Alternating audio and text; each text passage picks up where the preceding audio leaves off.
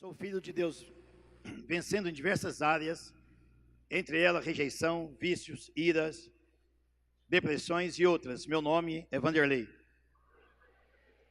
Sou primogênito de 5 filhos e me lembro que entre meus 6 e 7 anos morávamos em São Paulo, São Caetano, São Paulo.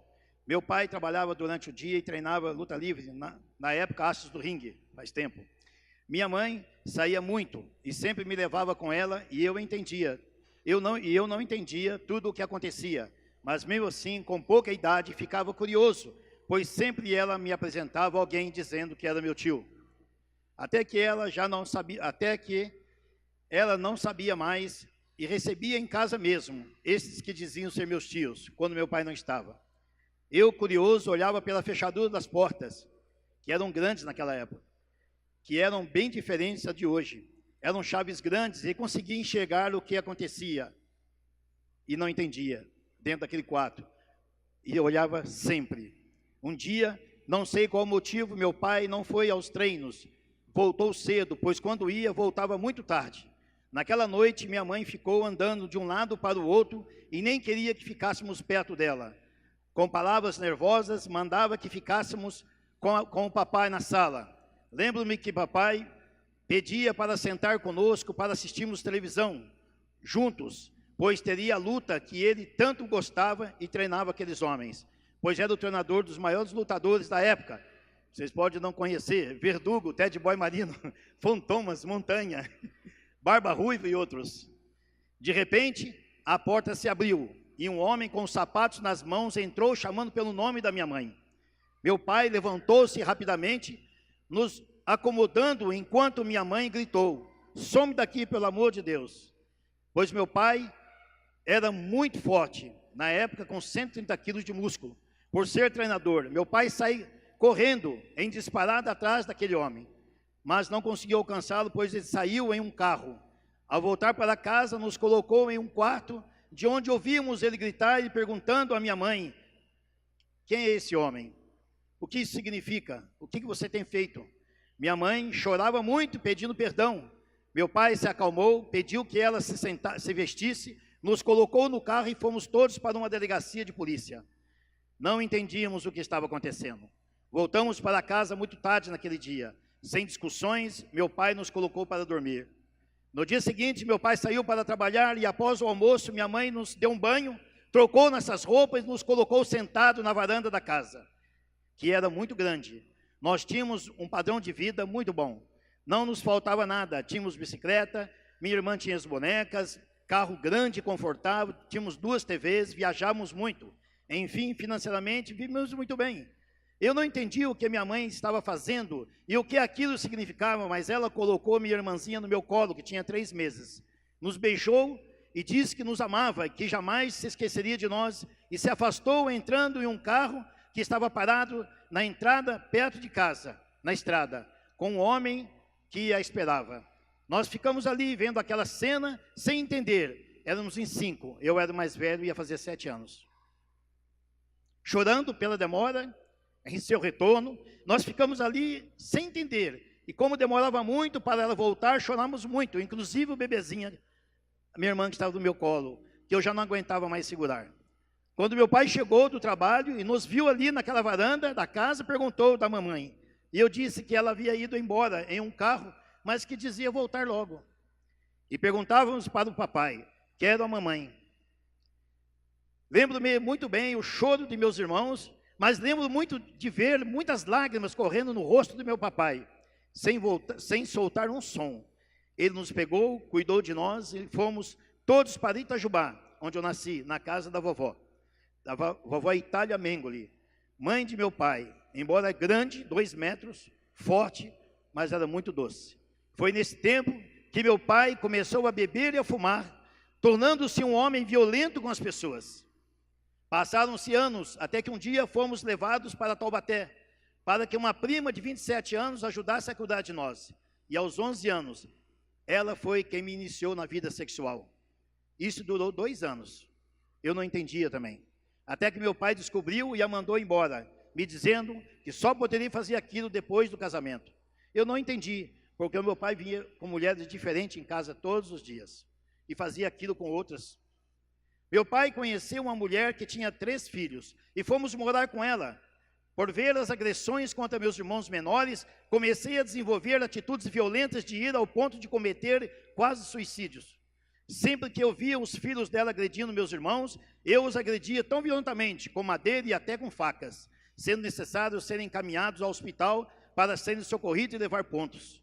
Meu pai, presenciando tantos distúrbios em minha vida e de meus irmãos, e de tantos conflitos com a mulher, decidiu que moraríamos sozinhos, trazendo minha avó para morar conosco.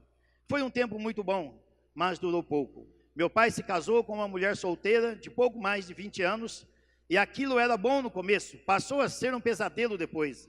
Ela agredia meus irmãos com crueldade, e como eu era adolescente, me obrigava a sair às ruas para vender bolos, salgadinhos, mesmo tendo de fugir de fiscais. E quando os fiscais tomavam minhas coisas, eu era agredido por ela. Meu papai sempre acreditava nela. Ele estava, de certa forma, apaixonado, e isso o deixou cego em acreditar em nós. Até que entrei no Senai e em seguida na ITEP, e logo veio o Exército, depois a Engenharia Eletrônica. E a estrutura profissional com viagens pelo mundo profissionalmente, mas foi um processo dolorido. Com toda esta vivência, muito me prejudicou o meu caráter. Me casei aos 22 anos, pensando que aquele comportamento de me envolver com mulheres iria parar, mas isso não aconteceu. A cada dia, sentia a necessidade de me envolver cada vez mais com outras mulheres.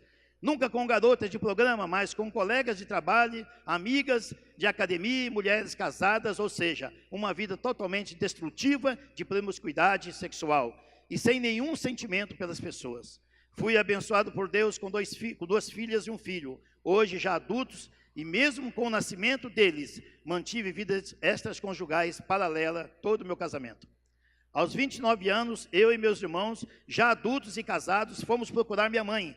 Depois de conseguir o seu endereço em um programa de rádio, ela era cabeleireira e tinha um salão em São Paulo. Ao chegarmos no salão, ela não nos conheceu. Até eu perguntar se ela não estava nos reconhecendo, ela desmaiou e ao acordar começou a acusar meu pai por tudo que havia feito. Eu a confortei dizendo que não queríamos saber quem estava certo ou errado, apenas conhecê-la, meus irmãos conhecê-la, pois meus irmãos não sabiam quem era ela.